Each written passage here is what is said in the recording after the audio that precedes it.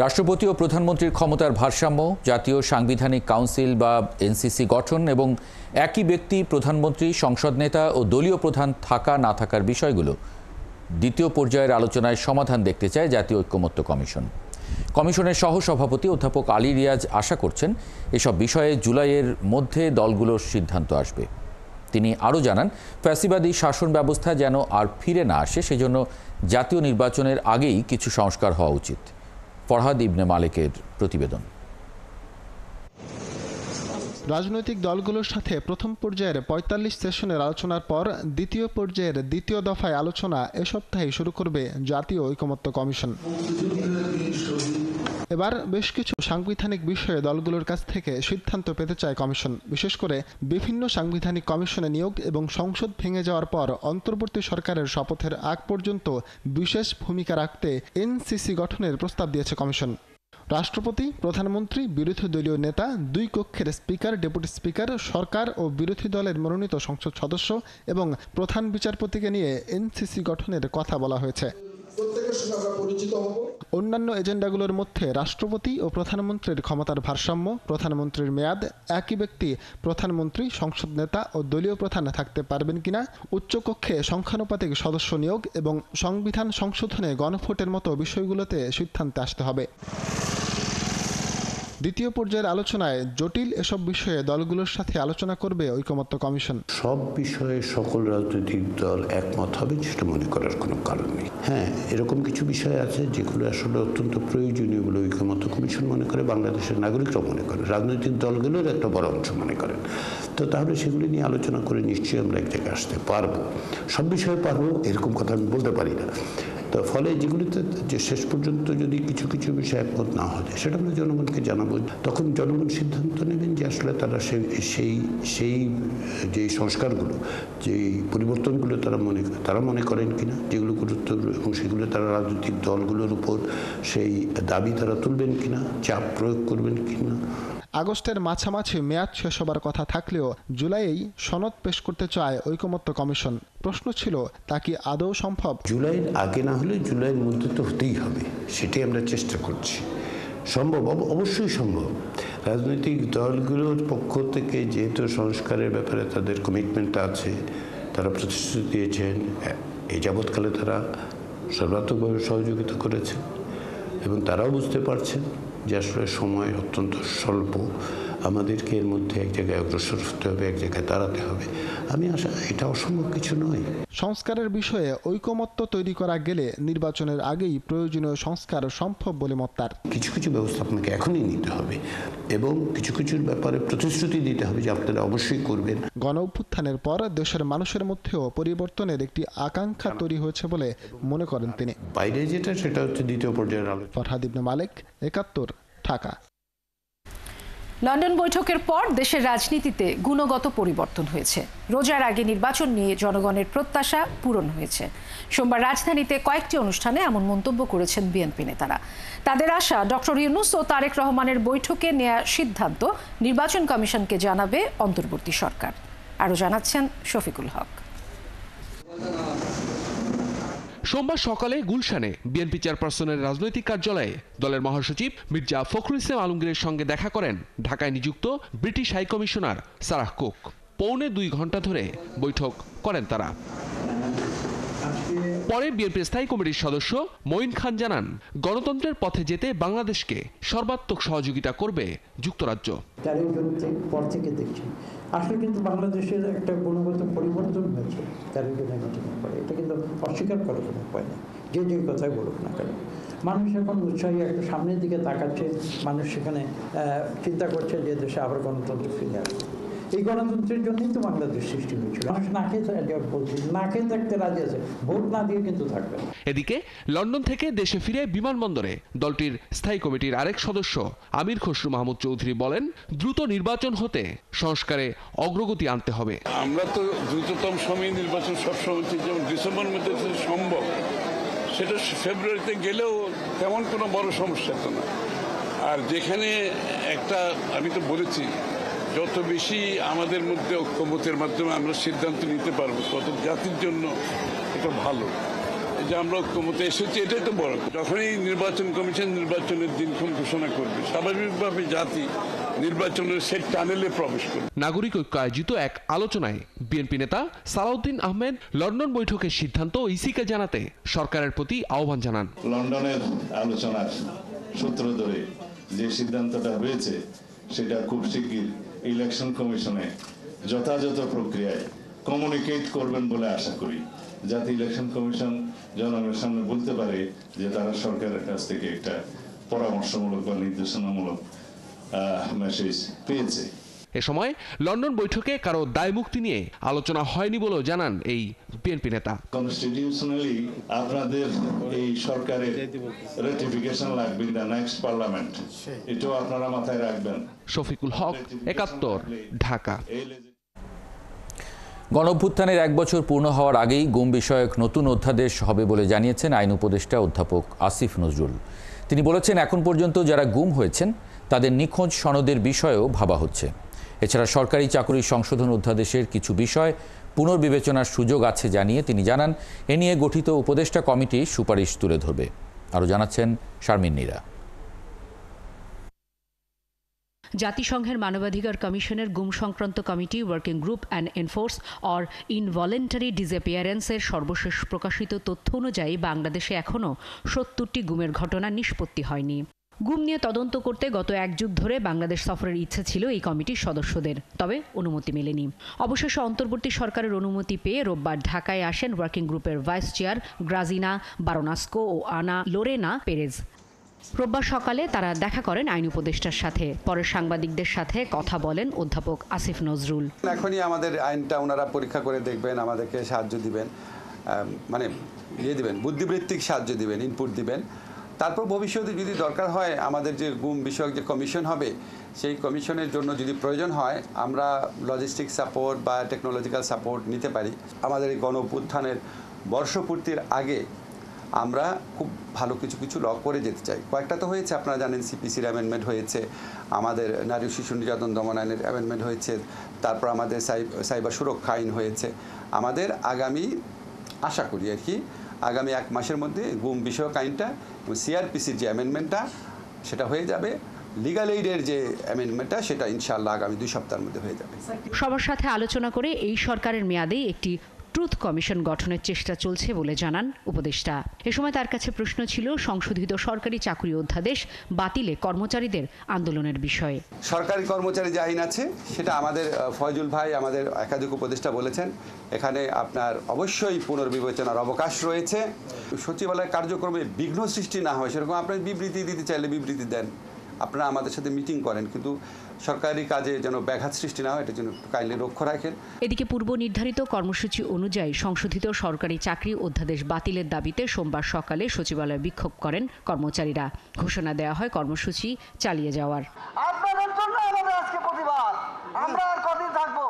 ঘণ্টাখানেকের বিক্ষোভ শেষে অধ্যাদেশ বাতিলের দাবিতে গৃহায়ন ও গণপূর্ত উপদেষ্টার দফতরে স্মারকলিপি দেন ঐক্য ফোরামের নেতারা। শারমিন নীরা, ৭১, ঢাকা। জুলাই গণহত্যার দায়ে সাবেক প্রধানমন্ত্রী শেখ হাসিনা ও আসাদুজ্জামান খান কামালকে 7 দিনের মধ্যে হাজির হতে 2টি পত্রিকায় বিজ্ঞপ্তির নির্দেশ দিয়েছেন আন্তর্জাতিক অপরাধ ট্রাইব্যুনাল। এই মামলার পরবর্তী শুনানি 24শে জুন। এই মামলার অপর আসামি সাবেক আইজিপি চৌধুরী আবদুল্লাহ আল মামুনকে আজ শুনানিতে হাজির করা হয়েছিল। আরও জানাচ্ছেন সৈকত সাদিক।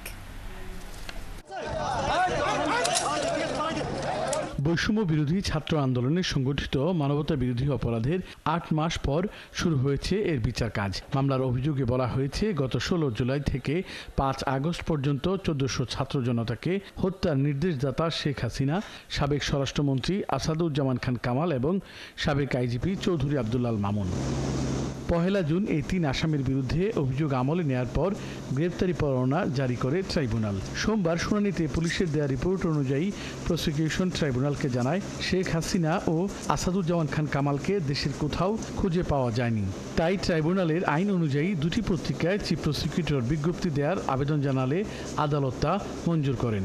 ট্রাইব্যুনালের যে আইন আছে, ট্রাইব্যুনালের জন্য যে রুলস অফ প্রসিডিওর আছে, সেই প্রসিডিওর অনুযায়ী যেহেতু গ্রেপ্তার তাদেরকে করা যায়নি, সে কারণে আদালত আগামী 1 সপ্তাহের মধ্যে তাদেরকে হাজির হওয়ার জন্য অর্থাৎ এই আসামি শেখ হাসিনা এবং আসাদুজ্জামান খান কামালকে আগামী 1 সপ্তাহের মধ্যে হাজির হওয়ার জন্য নির্দেশনা দিয়ে আদালতের এই আদেশটি দুটো বাংলাদেশের বহুল প্রচারিত পত্রিকায় বিজ্ঞপ্তি দেওয়ার জন্য আদেশ দিয়েছেন এবং এই বিজ্ঞপ্তি অনুযায়ী তারা যাতে হাজির হন আগামী 24শে জুন তাদেরকে সেই বিজ্ঞপ্তির মাধ্যমে জানিয়ে দেওয়া হবে 24শে জুনের মধ্যে তারা যাতে এই আদালতে এসে হাজির হয়ে এই বিচার প্রক্রিয়া মোকাবেলা করেন। রাষ্ট্রপক্ষের আইনজীবী আরও জানান, নির্ধারিত সময়ে শেখ হাসিনা হাজির না হলে তার অনুপস্থিতিতেই এই বিচার শুরু হবে। পত্রিকায় বিজ্ঞপ্তি প্রকাশের পরেও আসামিরা আদালতে উপস্থিত না হন তাহলে আদালত তাদের অনুপস্থিতিতে বিচারের রাস্তায় অগ্রসর হবেন, সেটা আমাদের আইনে সুনির্দিষ্টভাবে বর্ণনা করা আছে।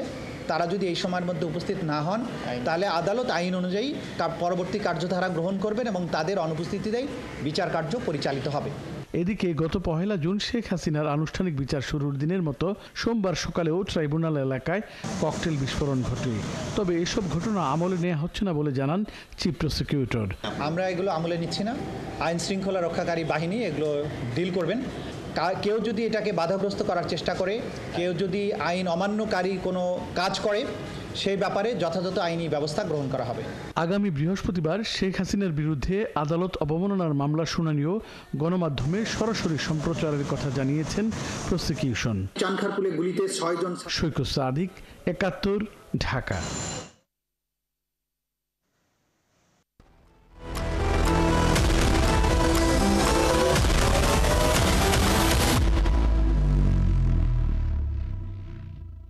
ইরানের রাজধানী তেহরানের আকাশসীমায় পূর্ণ নিয়ন্ত্রণ প্রতিষ্ঠার দাবি করেছে ইসরায়েলের প্রতিরক্ষা বাহিনী আইডিএফ। এছাড়া ইরানের 120টিরও বেশি ক্ষেপণাস্ত্র লঞ্চার ধ্বংস করার দাবি করেছে তারা। সোমবার এক সংবাদ সম্মেলনে আইডিএফ মুখপাত্র ব্রিগেডিয়ার জেনারেল এফি ডেফরিন এই দাবি করেন। এদিকে হাইপারসনিক ক্ষেপণাস্ত্র দিয়ে ইসরায়েলের নতুন করে হামলা চালিয়েছে ইরান। বিস্তারিত মনিরুজ্জামান বাবুর প্রতিবেদনে। ইরান ইসরায়েল সংঘাত এক নজিরবিহীন মাত্রায় পৌঁছেছে। বেড়েই চলেছে পাল্টাপাল্টি হামলা আর উত্তেজনা।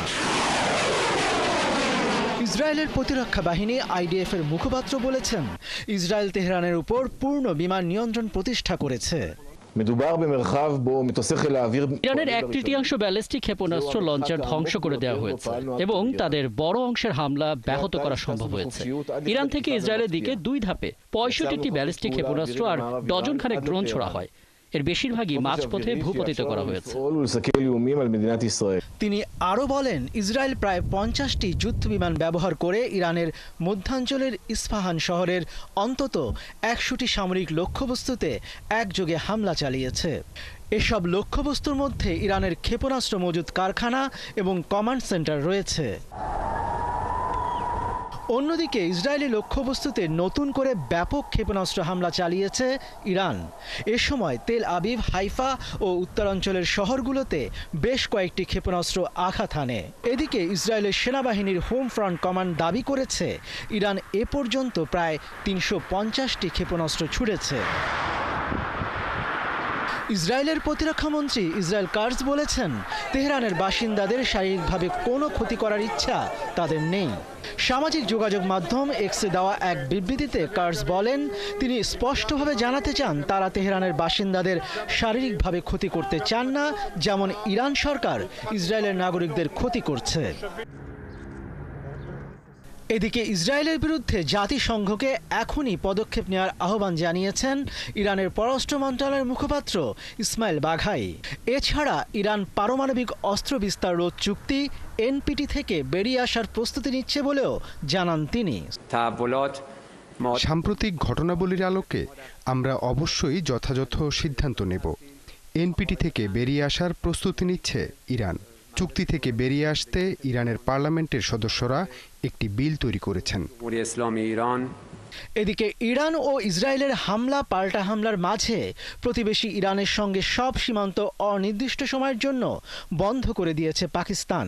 পাকিস্তানের প্রাদেশিক কর্মকর্তারা ইরানের সঙ্গে সীমান্ত বন্ধ করে দেওয়ার এই তথ্য জানিয়েছেন। মনিরুজ্জামান বাবু, 71। ইরান ও ইসরায়েল সংঘাত থামার সম্ভাবনা দেখছেন না আন্তর্জাতিক সম্পর্ক বিশ্লেষকরা। তাদের ধারণা, দুই পক্ষের পাল্টাপাল্টি এই হামলা দীর্ঘ হবে। ইরানের পক্ষ থেকে যুদ্ধ বন্ধের আহ্বান জানানো হলেও ইসরায়েল এখনও আক্রমণাত্মক বলেই মনে করছেন তারা। ইরান ও ইসরায়েল সংঘাতে যুক্তরাষ্ট্রের ভূমিকা নিয়েও প্রশ্ন তুলেছেন আন্তর্জাতিক সম্পর্ক বিশ্লেষকরা। সুফিয়ান ফারাবির প্রতিবেদন। গত 4 দিন ধরে চলছে ইরান ও ইসরায়েলের মধ্যে তুমুল সংঘাত। প্রাণহানি ঘটেছে শত শত। অনিশ্চয়তা আর আতঙ্কে দিন কাটছে দুই দেশের লাখো মানুষের। একদিকে সেনাপ্রধান সহ গুরুত্বপূর্ণ ব্যক্তিদের হারানোর ব্যথায় কাতর ইরান, অন্যদিকে ইসরায়েলের আকাশ প্রতিরক্ষা ভেদ করে ঢুকে পড়েছে ইরানের মিসাইলগুলো। তাই আয়রন ডোমের কার্যকারিতা নিয়েও উঠেছে প্রশ্ন। এদিকে এই সংঘাতের সমস্যা দ্রুত সমাধান হওয়ার পথ দেখছে না আন্তর্জাতিক সম্পর্ক বিশ্লেষকরা। তাদের ভাষায়, সংঘাত থামাতে যুক্তরাষ্ট্রের ভূমিকা ইতিবাচক নয়। ইসরায়েলের অভ্যন্তরেও ইরানি ক্ষেপণাস্ত্র যে আক্রমণ করছে এবং প্রতিষ্ঠানগুলোকে ধ্বংস করছে, ইসরায়েলের মানুষ মারা যাচ্ছে। তো সুতরাং এইটা থেমে যাওয়া হঠাৎ করে থামবে না। থামতে পারে তখনই যদি ইসরায়েল আক্রমণটা বন্ধ করে। ইসরায়েল যদি বলে ঠিক আছে, আজ থেকে আমি আর কোনো অস্ত্র চালাবো না, গুলি চালাবো না। আমেরিকা এবং ইউরোপীয় রাষ্ট্রগুলো যেখানে আছে ব্রিটেন, ফ্রান্স বা জার্মানি, এরা যদি চায় তাহলে ইসরায়েল অস্ত্র সংবরণ করবে, গুলি বন্ধ করবে, তাহলে ইরানও সেভাবে করতে পারে। কিন্তু এছাড়া হঠাৎ করে বন্ধ হওয়ার কোনো কারণ আমি দেখতে পাই না। পটুয়াখালী বিজ্ঞান ও প্রযুক্তি বিশ্ববিদ্যালয়ের সাবেক ভিসি অধ্যাপক ডক্টর আব্দুল লতিফ মাসুম জানান, ইসরায়েলকে সামনে রেখে মধ্যপ্রাচ্য ধ্বংসের মিশনে কাজ করছে ডোনাল্ড ট্রাম্প প্রশাসন। গাজার ভয়াবহ নির্মমতার কথা দেখেছেন, এখন আপনি ইরানে ইসরায়েলের তাণ্ডব লীলা দেখছেন। এটা অবশ্যই ট্রাম্পের যথার্থ অনুমোদন সহকারী এটা হয়েছে। এখন তিনি খেলছেন, মজা করছেন। এখন আবার তিনি বলছেন, একদিকে বলছেন যে মার্কিন যুক্তরাষ্ট্রের কোনো স্থাপনায় কোনো জায়গায় যদি ইরান হামলা করে তাহলে পরে তাকে উচিত শিক্ষা তছনছ করে দেওয়া হবে, ধ্বংস করে দেওয়া হবে ইরানকে। আবার এই সাথে নরম সুরে বলছেন যে এই শান্তি চুক্তি এবং শান্তি ব্যবস্থাও হতে পারে। তো এটা যদি ইরানকে পদানত করা যায় তাহলে পরে আপনি বুঝবেন গোটা ইসলামী বিশ্ব আগামী 25 বছরের জন্য বা 50 বছরের জন্য পর্যুদস্ত হলো। এদিকে ইরানকে ধ্বংস করতে সক্ষম হলে মধ্যপ্রাচ্যে দীর্ঘস্থায়ী যুদ্ধে জড়াবে ইসরায়েল ও যুক্তরাষ্ট্র, এমনটাই মনে করছেন ডক্টর আব্দুল লতিফ মাসুম। সুফিয়ান ফারাবি, 71, ঢাকা। আন্দোলনের পাশাপাশি নাগরিক সেবা দেওয়ার ঘোষণা দিয়েছেন বিএনপি নেতা ইশরাক হোসেন। সোমবার দুপুরে বর্জ্য ব্যবস্থাপনা কর্মকর্তা কর্মচারীদের সাথে মতবিনিময় শেষে সংবাদ সম্মেলনে এসব কথা বলেন তিনি। ইশরাক আরও বলেন, গেজেট প্রকাশের পর দক্ষিণ সিটি কর্পোরেশনের প্রশাসকের পদ অবৈধ হয়েছে। দ্রুত শপথের ব্যবস্থা করতে সরকারের প্রতি দাবি জানান ইশরাক। আরও জানাচ্ছেন সাদিক সরকার।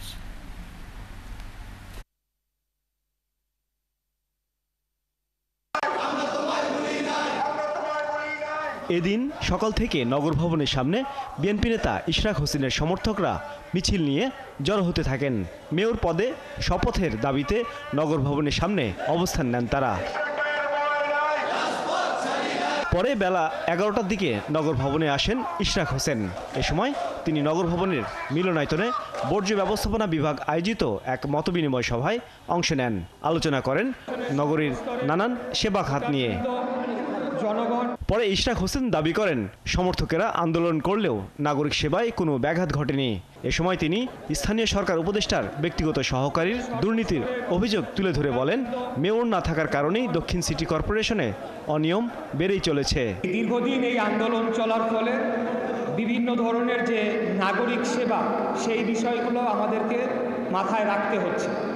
আপনাদেরকে একটু তথ্য দিতে চাই যে এই আন্দোলনের শুরু থেকে সমস্ত জরুরি সেবা কিন্তু চলমান ছিল এবং সেটা আমাদের সিদ্ধান্তে আমরাই নিশ্চিত করেছি যে সকল ধরনের জরুরি সেবা যেগুলো রয়েছে সেগুলো যাতে চলমান থাকে, অর্থাৎ আমাদের আন্দোলনের কারণে যাতে জনগণের দুর্ভোগ তো হচ্ছেই, কিন্তু সেটি যাতে চরম আকারে না পৌঁছায়। আন্দোলনরত সংগঠন ঢাকাবাসীর সমন্বয়ক মশিউর রহমান জানান, দক্ষিণ সিটির প্রতিটি ওয়ার্ডে সচিবরা জরুরি সেবা কার্যক্রম চালিয়ে যাচ্ছেন। একই সাথে ডেঙ্গু নিয়ন্ত্রণেও নেওয়া হচ্ছে পদক্ষেপ। যে ভাই বলেছেন যে উত্তর সিটির চেয়ে দক্ষিণ সিটিতে ডেঙ্গু বেশি হচ্ছে, ডেঙ্গুর প্রকোপ কিন্তু এখনো লাগেনি। আমি মাননীয় মেয়র মহোদয়ের পক্ষে আপনাদের আশ্বস্ত করতে পারি, দক্ষিণ সিটি কর্পোরেশনের ডেঙ্গু আমরা নিয়ন্ত্রণে রাখবো। জন্ম, মৃত্যু ও ওয়ারিশ সনদ পেতে নগরবাসীর যেন ভোগান্তি না হয়, এজন্য আগামী বুধবার ওয়ার্ড সচিবদের সাথে মতবিনিময় করবেন ইশরাক হোসেন। যারা ওয়ার্ড সচিবরা রয়েছেন সেখানে ওয়ার্ড কমিশনের সাজিদ সরকার, ৭১, ঢাকা। মুক্তিযুদ্ধের অন্যতম সংগঠক, সাবেক সংসদ সদস্য ও গণফোরামের সভাপতি মোস্তফা মহসিন মন্টুকে আজ রাষ্ট্রীয় মর্যাদায় শেষ বিদায় জানানো হয়েছে। কেরানীগঞ্জে জানাজা শেষে জাতীয় শহীদ মিনারে দেওয়া হয় গার্ড অফ অনার ও সর্বস্তরের শ্রদ্ধা। বিকেলে বনানী কবরস্থানে দাফন করা হয় এই বীর মুক্তিযোদ্ধাকে। শুধু রাজনীতিতে নয়, পারিবারিক জীবনেও ছিলেন তিনি আদর্শ এক মানুষ। সবুজ মাহমুদের প্রতিবেদন।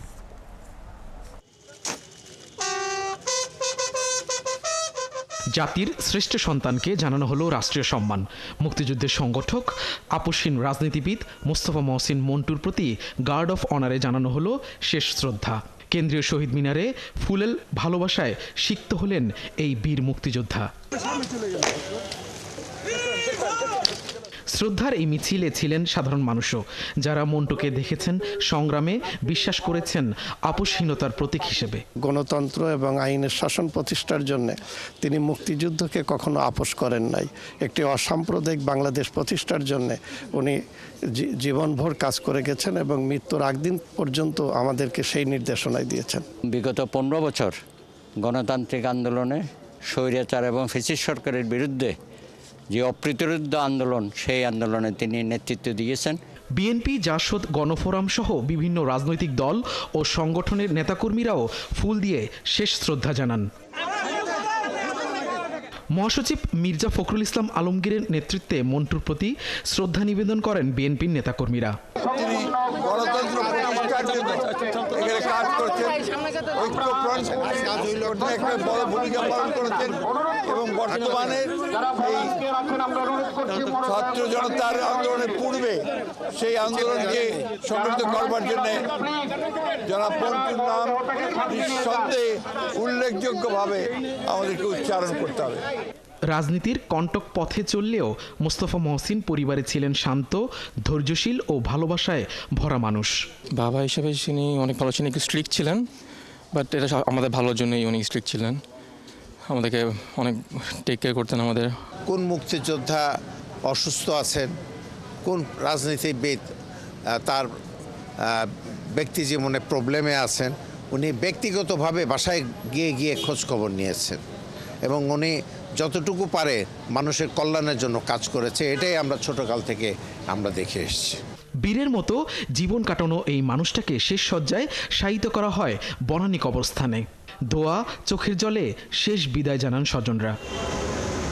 সবুজ মাহমুদ, ৭১, ঢাকা। ভারতের আহমেদাবাদের বিমান দুর্ঘটনার পর বিমান বাংলাদেশ এয়ারলাইন্স বহরে থাকা বোয়িং 787 মডেলের উড়োজাহাজগুলোতে নজরদারি জোরদার করা হয়েছে। একাধিকবার পরীক্ষা নিরীক্ষার পর উড়াল দিচ্ছে বোয়িং উড়োজাহাজগুলো। কর্মকর্তারা বলছেন, যাত্রী নিরাপত্তার জন্য বাড়তি সতর্কতা জারি করা হয়েছে। প্রকৌশলী ও পাইলটের দেয়া হয়েছে কড়া নির্দেশনা। আরও জানাচ্ছেন মোহন ইসলাম। ভারতের ইতিহাসে সবচেয়ে ভয়াবহ বিমান দুর্ঘটনার একটি আহমেদাবাদের বিধ্বস্তের ঘটনা।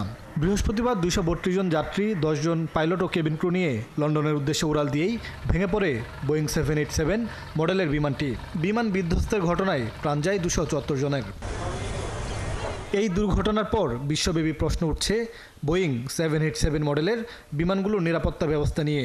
সারা বিশ্বের সঙ্গে তাল মিলিয়ে রাষ্ট্রীয় পতাকাবাহী বিমান বাংলাদেশ এয়ারলাইন্সের বহরেও যুক্ত আছে বোয়িংয়ের এই মডেলের 6টি এয়ারক্রাফট। বহরে থাকা বোয়িংয়ের বিমানগুলোতে নজরদারি বাড়ানো হয়েছে বলে জানান বিমানের কর্মকর্তারা। সেটার প্রেক্ষিতে অবশ্যই বাড়তি সতর্কতা নেওয়া হয়েছে। সেটি হলো মনিটরিংগুলো আরও জোরদার করা হয়েছে। আগে মনিটরিং করা হতো, তবে এই ঘটনার পরে আরও জোরদার করা হয়েছে। ফ্লাইট চালুর আগে একাধিকবার পরীক্ষা নিরীক্ষা করা হচ্ছে বোয়িংয়ের বিমানগুলো। প্রকৌশলী ও পাইলটদের বাড়তি সতর্ক থাকার নির্দেশ দিয়েছে বিমান বাংলাদেশ এয়ারলাইন্স। এখন পর্যন্ত এই দুর্ঘটনার পরে আমাদের ইঞ্জিনিয়াররা তারা এই পূর্বের চেয়ে এই মনিটরিংটা আরও বাড়িয়ে দিয়েছে, ইন্সপেকশন আরও বাড়িয়ে দিয়েছে। ভারতের এয়ার ইন্ডিয়া দুর্ঘটনার শিকার বিমানটি দিল্লি থেকে যাত্রা শুরু করে আহমেদাবাদে পৌঁছায়। তারপর সেখান থেকে লন্ডনের উদ্দেশ্যে উড়াল দেওয়ার পরপরই লোকালয়ে বিধ্বস্ত হয়। বাংলাদেশে একইভাবে ঢাকা থেকে সিলেট, চট্টগ্রাম হয়ে লন্ডন, দুবাই সহ বিভিন্ন রুটে ফ্লাই করে বিমান বাংলাদেশ এয়ারলাইন্সের বেশ কিছু বোয়িং 787 মডেলের এয়ারক্রাফট। তাই সংযোগ ফ্লাইটগুলোতে বাড়তি রক্ষণাবেক্ষণ ও সতর্কতামূলক ব্যবস্থা নেওয়ার কথা জানায় বিমান কর্তৃপক্ষ। এখান থেকে সিলেট যায়, সিলেট থেকে দুবাই যাচ্ছে, মানে যেখানেই যাক প্রত্যেকবার ফ্লাই করার পূর্ব মুহূর্তে কিন্তু আপনার এগুলো চেক আপ হয়। চেকিং ছাড়া কিন্তু কোনো এয়ারক্রাফটেই আপনার ফ্লাই করে না। রানওয়েতে বার্ড হিট কিংবা পাখির ধাক্কা এড়ানোর বিষয়েও সতর্ক করেছে বিমান বাংলাদেশ এয়ারলাইন্স। মোহন ইসলাম, ৭১, ঢাকা। চলছে সংবাদ সংযোগ। সরাসরি সংবাদ অনুষ্ঠান দেখতে চোখ রাখুন ৭১-এর ফেসবুক পেজে এবং সাবস্ক্রাইব করুন ৭১-এর ইউটিউব চ্যানেল। ৭১-এর সঙ্গে থাকুন।